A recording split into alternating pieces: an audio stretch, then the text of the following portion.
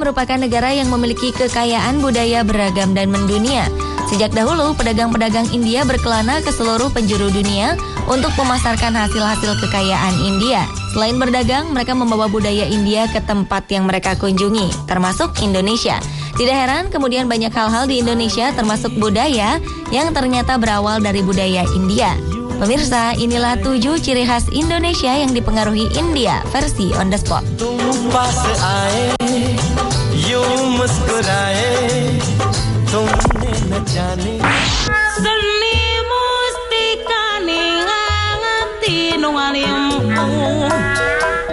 Wayang merupakan hal yang biasa untuk orang Indonesia karena wayang bagian dari budaya asli Indonesia.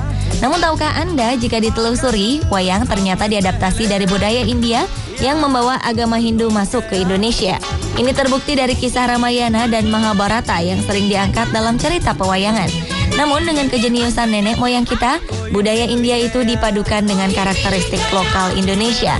Masuknya budaya Islam mempengaruhi perkembangan wayang juga. Karakter Tuhan dan Dewa dalam wujud manusia pun hilang. Kini seiring dengan perkembangan zaman, wayang pun berkembang. Para seniman wayang berupaya keras agar wayang tetap diterima di masyarakat, khususnya generasi muda yang modern. Maka muncullah wayang dengan karakter tokoh-tokoh yang sedang naik daun, seperti kelompok wayang kampung sebelah yang menciptakan wayang dengan karakter Inul, Rhoma Irama, dan Jokowi.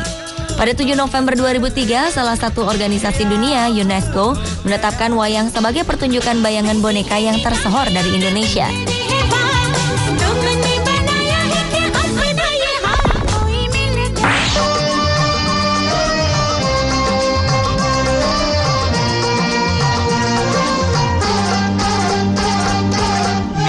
मन की गंगा और तेरे मन की जमुना का. Musik merupakan budaya yang paling mudah diterima oleh masyarakat dunia. Begitu juga lagu-lagu India yang banyak memberi pengaruh bagi pencipta lagu di tanah air, salah satunya lagu dangdut. Jika diperhatikan, beberapa lagu dangdut yang terkenal di tanah air merupakan lagu India yang dialih bahasakan ke bahasa Indonesia. Anda ingat lagu Boneka Cantik dari India yang dipopulerkan oleh Elia Kadam? Lagu yang sempat menjadi hits dangdut di era 70-an ini diilhami dari lagu Samahai Baharka yang dipopulerkan oleh Lata Mangeshkar di tahun 1952.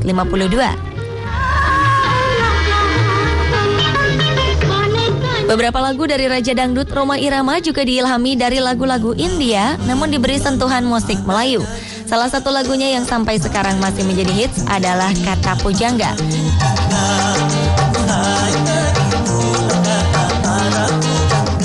Lagu ini merupakan adaptasi dari sebuah soundtrack film yang berjudul Sanggam yang meledak di pasaran tahun 1964.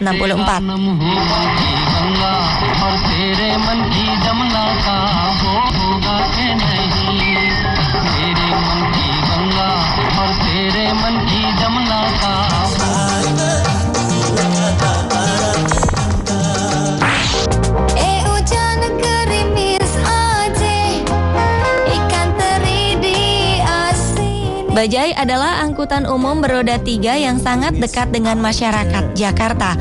Bajai sebenarnya merupakan merek sebuah perusahaan otomotif di India. Namun karena kendaraan roda 3 ini merupakan jenis kendaraan baru yang didatangkan dari India melalui perusahaan Bajai, maka masyarakat menamainya Bajai. Bajai masuk ke Indonesia untuk menggantikan kendaraan-kendaraan besar seperti tram dan bus kota. Tram dinilai tidak cocok untuk Jakarta yang sangat padat penduduknya. Sementara bus hanya melayani jalan-jalan besar. Sementara Bajai dengan bentuknya yang kecil dengan muatan penumpang 2-3 orang membuat Bajai sangat cocok di kota yang padat dengan kendaraan bermotor. Sekarang Bajai semakin terpinggirkan karena polusi udara yang dihasilkan dari Bajai.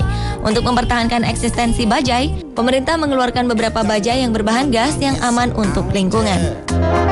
Bulan Syawal mau dikawinin, jangan nangis, bebedak yang banyak. Ntar kayak celapuk dong.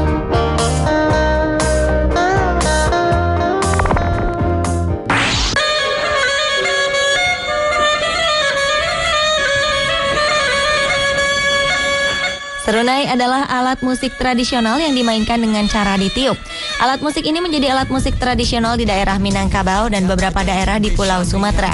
Musiknya yang mendayu-dayu sering digunakan untuk mengiringi upacara kematian. Tapi serunai juga digunakan dalam upacara-upacara lain. Serunai diduga berasal dari alat musik Chennai, alat musik yang berasal dari lembah Kashmir, India Utara. Alat musik ini digunakan para pawang ular tradisional India. Diduga alat ini dibawa oleh pedagang kain di India yang singgah di Sumatera. Alat musik ini hampir serupa dengan seruling, namun ujungnya berbentuk seperti bola. Nada yang dikeluarkan adalah nada pentatonis, yaitu do, re, mi, fa, sol. Di Indonesia, alat musik bambu ini juga sering digunakan untuk menjaga padi di sawah dan mengiringi pertunjukan pencaksilat.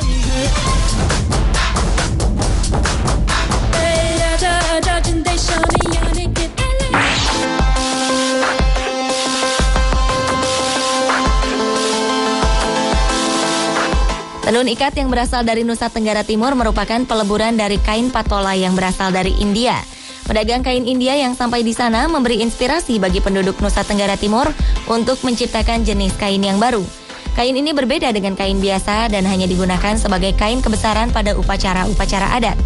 Di India, kain patola mengandung unsur suci dan sering dipakai oleh kaum Brahmana, kasta tertinggi di India. Kain patola juga disimpan sebagai benda pusaka karena diyakini mendatangkan keberuntungan. Bahkan wanita hamil di India disarankan memakai kain patola dalam upacara ritual agar bayi yang dikandungnya selamat sampai dilahirkan. Kain tenun patola mulai muncul tahun 700 Masehi, lalu mengembara melalui pedagang India dan akhirnya berkembang di wilayah Asia Tenggara pada 1200 Masehi. Pada abad 16 dan 17 Masehi, kain ini menjadi bahan ekspor utama di Asia Tenggara. Selain NTT, beberapa daerah yang juga memakai kain tenun ikat adalah Maluku dan Bali.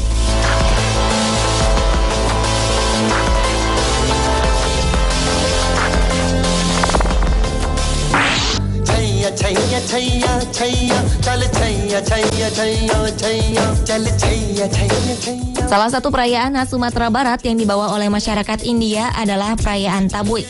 Perayaan ini merupakan perayaan tolak bala yang diadakan setiap tanggal 1 sampai 10 Muharram setiap tahunnya.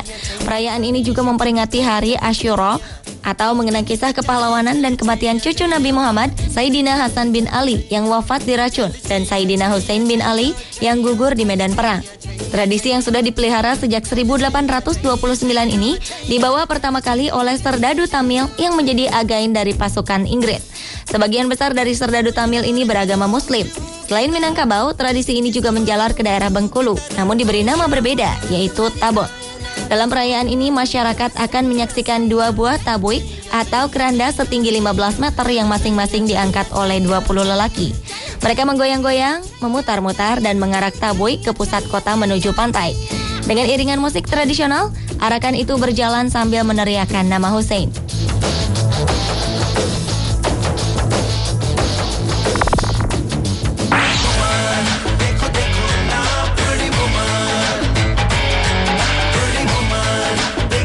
Pesijuk merupakan upacara adat di Aceh yang juga dipengaruhi oleh budaya India.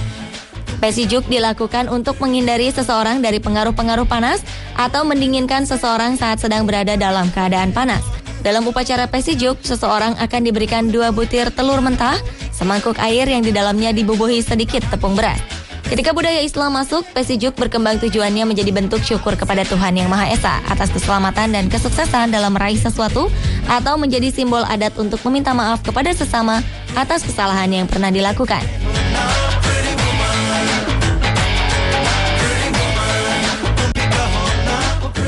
Pemirsa, itulah 7 ciri khas Indonesia yang dipengaruhi India versi On The Spot. Semoga budaya-budaya tersebut terus lestari sebagai identitas bangsa.